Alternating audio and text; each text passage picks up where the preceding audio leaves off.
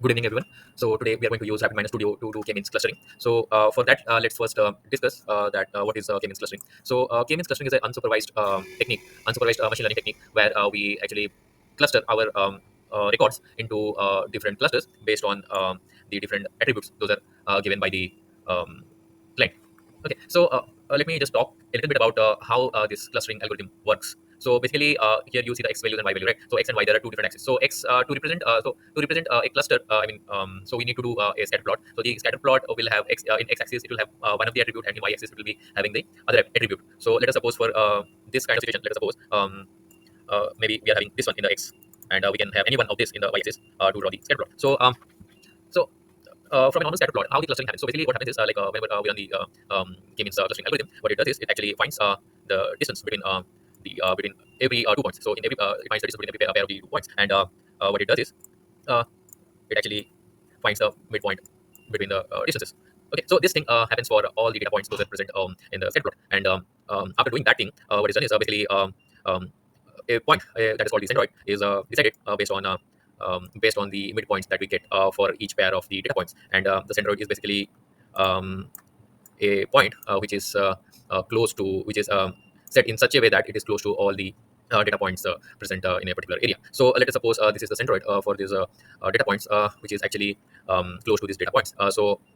This whole thing is going to be one cluster. So let me show a few GIFs that is going to make us understand this concept a little bit better. So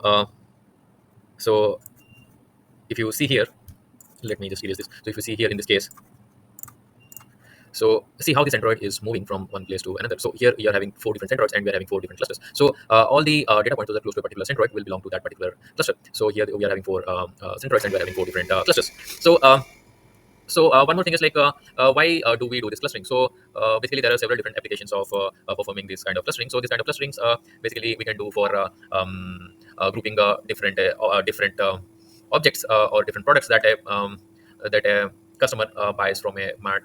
Let us suppose on Monday, on Tuesday, maybe separately. And let us suppose let's take another situation of let us suppose credit card fraud detection, or situations like that, where all the particular data points are going to change, and it's actually going to change than the usual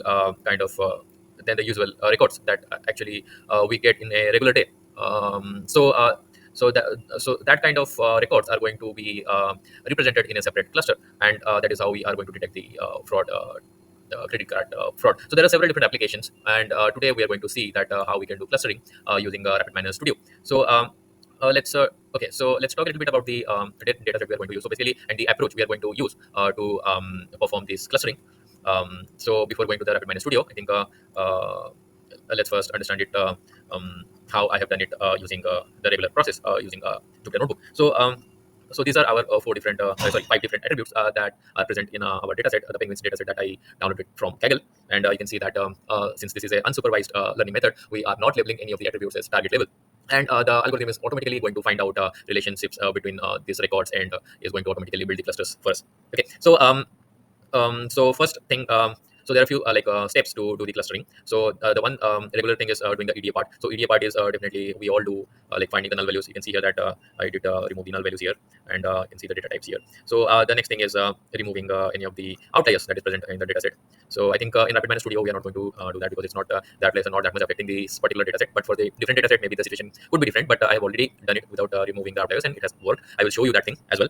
So now the next thing is see we to convert the object data type column into 0 and 1, doing one hot encoding. So why did I do that? So doing this one hot encoding actually splits the object data type column into two different separate columns with values. And whenever you are having more number of columns, it's actually useful for us to actually carry the information from the attributes and use them for our clustering. So one more thing I want to talk about clustering is whenever we do this kind of clustering, although like while representing it, we represent it in a 2D format in the form of a scatter plot.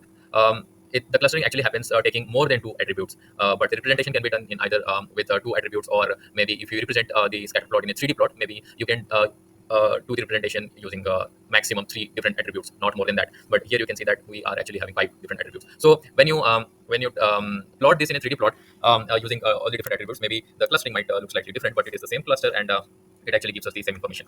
Okay, so let's go ahead and so what I have done in this case is like since we cannot plot all the attributes in a 2D plane, what I have done is I decided to go for doing a principal component analysis. So what is the benefit of doing a principal component analysis? So basically what I will do is I will use all these attributes, information from all the attributes, and split them into and use them and store the information in two components, principal component 1 and principal component 2. So what will happen is, although we are not going to plot all the attributes individually in the 2D plane, we will still be able to do the clustering and represent it in a 2D plane using x as a PC1 component and y as PC2 component. Okay, so that is one of the most suitable manner that we can do this clustering. So you can see here that what I have done.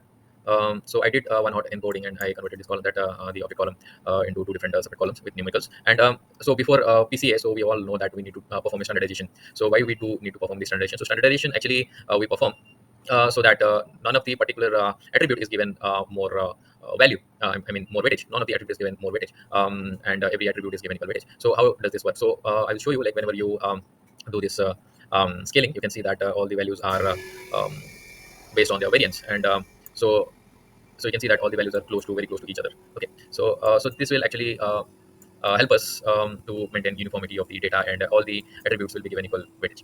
Okay, so now we go ahead and perform a PCA. So when you perform a PCA, so I have taken here, so this is how this is I selected randomly. So you can select 100%, you can actually give 100% variance, or like even so 85% of the information from all the attributes is being used here. And when you do that, the number of components selected are 2. So we'll see that how we are going to perform that same thing in the rapidminer studio.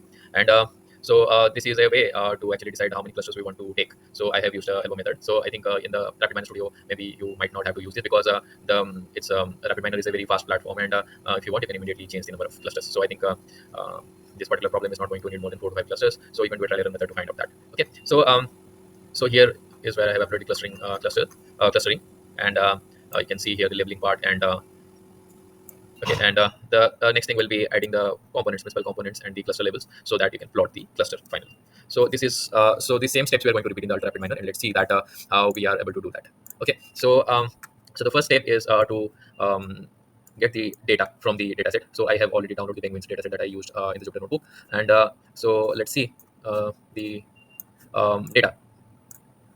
Okay, so you can see here that there are some inconsistencies